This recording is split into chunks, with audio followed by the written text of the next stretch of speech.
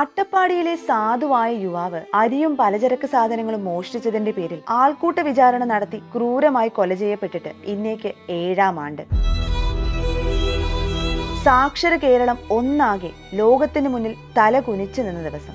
അന്നു മധുവിന് 27 വയസ്സ് മാത്രമായിരുന്നു പ്രായം. കാട്ടിലും നാട്ടിലും അലഞ്ഞുതിരിയുന്ന ഒരു പ്രത്യേക സ്വഭാവക്കാരനായിരുന്നു അവൻ. ഒരു നേരത്തെ വിശപ്പകറ്റാൻ അവൻ മോഷ്ടിച്ച അരിക്കും പലവ്യഞ്ജനത്തിനും ജീവന്റെ വിലയുണ്ടായിരുന്നുവെന്ന് ഒരുപക്ഷെ ആ പാവം അറിഞ്ഞു കാണില്ല. 4 വർഷത്തിലേറെ സമയമെടുത്ത് ഹാജരാക്കിയ കുറ്റപത്രം കോടതിയിൽ സമർപ്പിക്കുമ്പോൾ ജഡ്ജിമാരുടെ അഭാവത്തിൽ വീണ്ടും നീണ്ടുപോയി. 2023 സംഭവം നടന്ന് ഏകദേശം 5 വർഷത്തിനു ശേഷമാണ് മധുവിന്റെ കേസിൽ കോടതിയിൽ നിന്ന് ഒരു വിധിയുണ്ടാകുന്നത്. 16 പ്രതികളിൽ 14 പേർ നേരിട്ട് കുറ്റകൃത്യത്തിൽ പങ്കാളിയായതായി കോടതി കണ്ടെത്തി. 13 പ്രതികളെ 7 വർഷം കഠിന തടവിനും ശിക്ഷിച്ചു. പിന്നീട് 1ാം പ്രതിയായ ഹുസൈന്റെ ശിക്ഷ കോടതി മരവിപ്പിക്കുകയും ചെയ്തു. വിശപ്പിന്റെ പേരിൽ അന്ന് ചെയ്തു പോയ ഒരു ചെറിയ മോഷണത്തിന് അവർ മാപ്പ് നൽകിയിരുന്നുവെങ്കിൽ ഒരുപക്ഷെ നമുക്കൊപ്പം ഇന്നും അവൻ ഉണ്ടായിരുന്നിരിക്കാം.